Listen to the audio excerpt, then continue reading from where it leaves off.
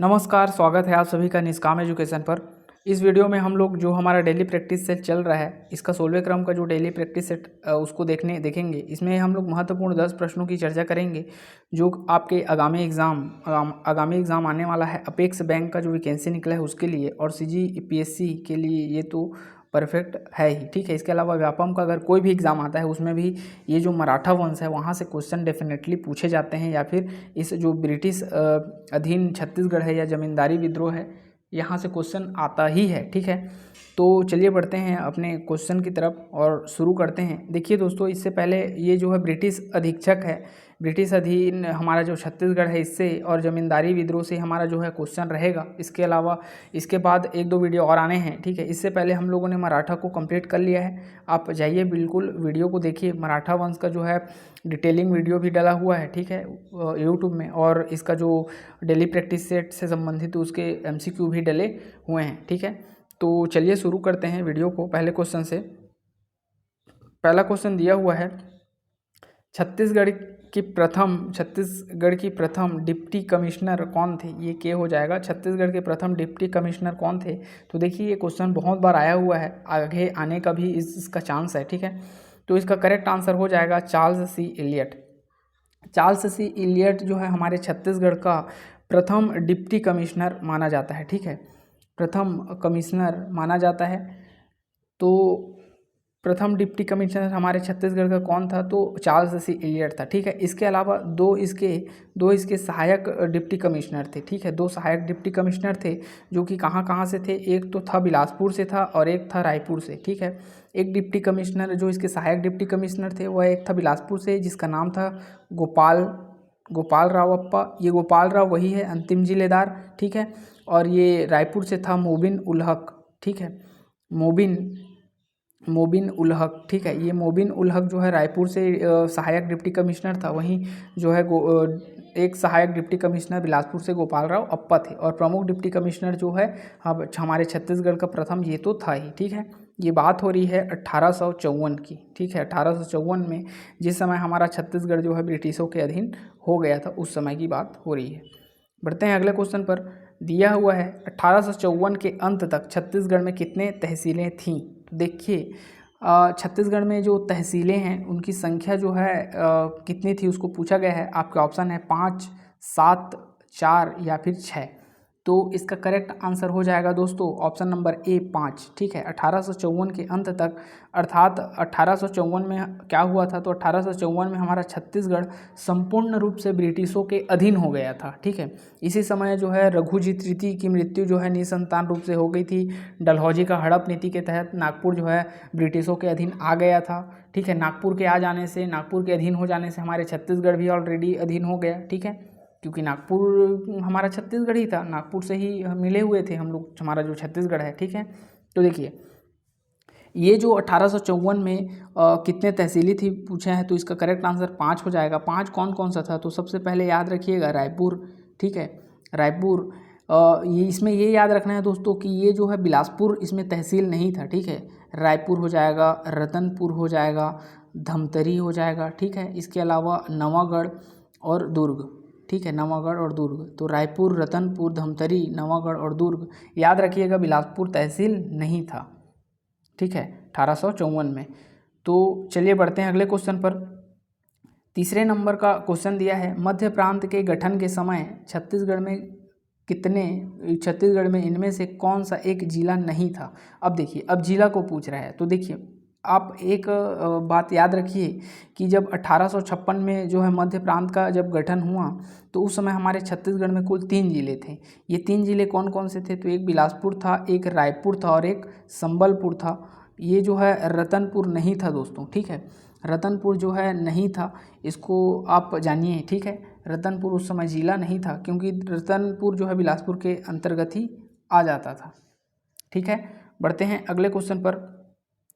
दिया हुआ है अगला क्वेश्चन, चौथे नंबर का क्वेश्चन, 1857 में रायपुर के डाक घर में पोस्ट मास्टर के रूप में किन्हें नियुक्त किया गया? तो देखिए इसका आंसर क्या हो जाएगा? रायपुर के डाक घर में प्रथम पोस्ट मास्टर को पूछ रहा है। आपके ऑप्शन है Mister Smith, option B Captain पैबे, ऑप्शन सी मिस्टर चिस्म, या ऑप्शन डी इनमें से कोई नहीं। तो इसका करेक्ट आंसर हो जाएगा option number A, mister Smith को प्रथम डाकिया के रूप में, पोस्ट मास्टर के रूप में चुना गया था। बढ़ते हैं अगले क्वेश्चन पर। 5वें नंबर का क्वेश्चन दिया है, प्रदेश में सर्वप्रथम रेल का संचालन बंगाल से नागपुर के मध्य किस सन में हुआ था? तो देखिए बहुत ही अच्छा क्वेश्चन है, ठीक है। यहाँ से क्वेश्चन पूछे जाते हैं इस प्रकार के। तो इसका करेक्ट आंसर हो जाएगा दोस्तों 1888। देखिए इसका सन को भी याद रखिएगा आप, 27 नवंबर 1888 को जो है रेल चला था। कहाँ से कहाँ चला था? तो ये बंगाल से लेकर के नागपुर के मध्य चला था। ये हमारे प्रदेश का पहला ट्रेन था, ठीक है। प्रदेश का प्रथम रेल संचालन था जो कि 1888 में चला था, ठीक है। वहीं 1887 की बात करें तो इसमें बंगाल नागपुर रेलवे लाइन बिछाया गया था, ठीक है। वहीं 1890 में जो है इसमें बिलासपुर रेलवे स्टेशन का निर्माण किया गया, ठीक है। बिलासपुर रेलवे स्टेशन जो आप जानते हैं बहुत ही मतलब ज़्यादा राजस्व देने वाला बिलासपुर रेलवे स्टेशन है। 1890 में इसका निर्माण किया गया था। वहीं जो है बिलासपुर रेल मंडल की स्थापना जो है 1900 में किया गया था, ठीक है। तो रेल मंडल की स्थापना बोले तो 1900 और क्या बोलते हैं रेलवे स्टेशन बनाया गया 1890 में, ठीक है। इसमें चला और इसमें बिछाया गया। बढ़ते हैं अगले क्वेश्चन पर।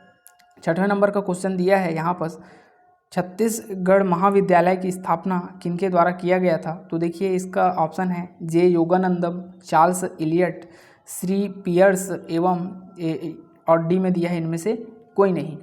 तो देखिए इसका correct answer option number A हो जाएगा, जे योगानंदम के द्वारा 1838 में जो है छत्तीसगढ़ महाविद्यालय की स्थापना किया गया था, ठीक है।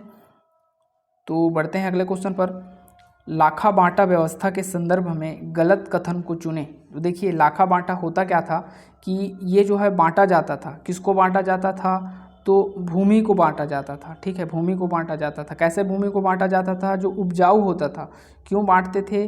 तो इसलिए बांटते थे क्योंकि जो उपजाऊ भूमि है किसी एक व्यक्ति को इसका लाभ मिल पाता था और बाकी लोग जो है केवल चिंता में डूबे होते थे कि हमारे पास अच्छा ज़मीन नहीं है, अच्छा भूमि नहीं है कृषि के लिए। इसीलिए इसको 10 साल में जो है एक दूसरे को बांट करके भूमि को बांट करके क्या करते थे? कृषि करते थे, ठीक है। इसी को लाखा बांटा व्यवस्था कहा जाता था। ये जो है कलचुरी काल से चलता आ रहा था, ठीक है। इसके संदर्भ में दिया है, उसको पढ़ लेते हैं। ए में दिया हुआ है भूमि की प्रतिवर्ष अदला बदली कृषि कार्य किया जाता था। बिल्कुल सही बात है ये, ठीक है। यह प्रथा कलचुरी काल से चली आ रही थी, ये भी एकदम करेक्ट है। देखिए दोस्तों मैं जो है 10 साल में बोला, ठीक है। यहाँ पर प्रतिवर्ष तो देखिए पहले 10 साल था, फिर आते आते इसका जो है संचालन प्रतिवर्ष किया जाने लगा, ठीक है। इसमें छोटे छोटे स्तर पर राजस्व का निर्धारण गौटिया और किसानों के बीच होता था, ये भी एकदम करेक्ट बात है, ठीक है। और कौन सा गलत कथन को चुनना है? तो तीनों तो सही हो गए, तो कथन डी सही आपका हो जाएगा, इनमें से कोई नहीं, अर्थात सभी सही हैं। बढ़ते हैं अगले क्वेश्चन पर। 8वें नंबर का क्वेश्चन दिया है, इनमें से कौन सा सही है? इसमें से सही कथन को चुनना है आपको।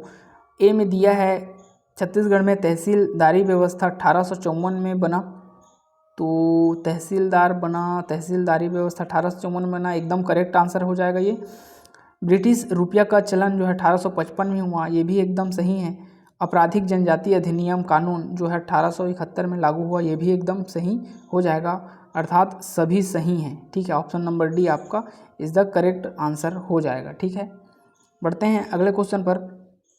दिया हुआ है अगला क्वेश्चन 9वें नंबर का क्वेश्चन देखते हैं। यहाँ पर 9वां नंबर का क्वेश्चन दिया है, 1862 में छत्तीसगढ़ को मध्य प्रांत का एक संभाग बनाया गया जिसका मुख्यालय निम्न में से क्या था, पूछा है। तो देखिए रायपुर जब मध्य प्रांत का गठन हुआ, ठीक है, मध्य प्रांत का गठन हुआ, उसके बाद हमारे छत्तीसगढ़ को एक संभाग बना दिया गया, ठीक है, संभाग बना दिया गया 1862 में। तो यहाँ पर जो है रायपुर को उसका हेड क्वार्टर बना दिया गया, अर्थात मुख्यालय जो है रायपुर था, ना कि नागपुर था, बिलासपुर था, ना ही जबलपुर था, ठीक है। रायपुर उस समय जो है बहुत ही विकसित हो चुका था दोस्तों, और अभी भी है, ठीक है। इसलिए रायपुर को जो है इसकी राजधानी बनाई गई थी। बढ़ते हैं अगले क्वेश्चन पर। 10वें नंबर का क्वेश्चन दिया है, निम्न कथनों में से कौन सा कथन सही है? तो देखिए इसमें देख लेते हैं। पहला दिया है 1885 में बिलासपुर जेल की स्थापना की गई। एकदम सही बात है। 1885 में जो है रायपुर बिलासपुर जेल की स्थापना की गई थी। ठीक है, बिलासपुर में जो जेल है सेंट्रल जेल, उसकी स्थापना की गई थी। एकदम सही बात है। 1862 में कैदियों की देखभाल के लिए सिविल सर्जन की नियुक्ति किया गया। एकदम ये भी करेक्ट है। ठीक है, 1862 में जो है कैदियों की देखभाल के लिए सिविल सर्जन की नियुक्ति की गई। एकदम सही है। उसके बाद देखते हैं, 4 वर्ष की सज़ा पाने वाले को नागपुर कारागार में भेजा जाता था। तो ये देखिए दोस्तों, ये 4 वर्ष नहीं है, ये 1 वर्ष है। जो 1 वर्ष का कारावास जो काट लिया हुआ रहता था उसको जो है नागपुर भेज दिया जाता था बिलासपुर रायपुर से। उसके बाद अगला देखते हैं, चौथे नंबर के स्टेटमेंट, कैदियों की उम्र के आधार पर जेल का भवन निर्माण होता था। तो देखिए, कैदियों की उम्र के आधार पर नहीं होता था, बल्कि उनकी संख्या के आधार पर होता था। ठीक है, उनकी संख्या के आधार पर होता था, ना कि उम्र के आधार पर। उम्र के आधार पर कैसे करेंगे, ये बुढ़ा है तो इसको इस जेल में डालो, ऐसा नहीं होता था। उसी जेल में एक अलग वार्ड बना दिया जाता था, जबकि संख्या के आधार पर जो है इसका भवन निर्माण अलग अलग तरीके से होता था। तो 1 और 2 यहाँ पर एकदम सही हो जाएगा। ठीक है, तो इसमें ऑप्शन में दिया है 1 और 2 किस में दिया है, तो ऑप्शन ए में दिया है। ऑप्शन ए जो है करेक्ट हो जाएगा। 1 और 2 दोनों सही हैं। ठीक है, तो इस प्रकार आपके जो टोटल 10 क्वेश्चन हैं वह कंप्लीट हो गए। ठीक है, किसी प्रकार का डाउट होगा तो बिल्कुल कमेंट में कमेंट कीजिएगा। ठीक है, बताइएगा। इसका जो है आंसर की भी आपको दे दिया जा रहा है इसमें। ठीक है, वीडियो के अंत तक बने रहने के लिए बहुत बहुत धन्यवाद। आप हमारे टेलीग्राम ग्रुप से ज़रूर जुड़िए दोस्तों, वहाँ पर जो है इसका PDF सेंड किया जाता है, जो कि बिल्कुल निःशुल्क होता है। ठीक है, मिलते हैं अगले वीडियो में।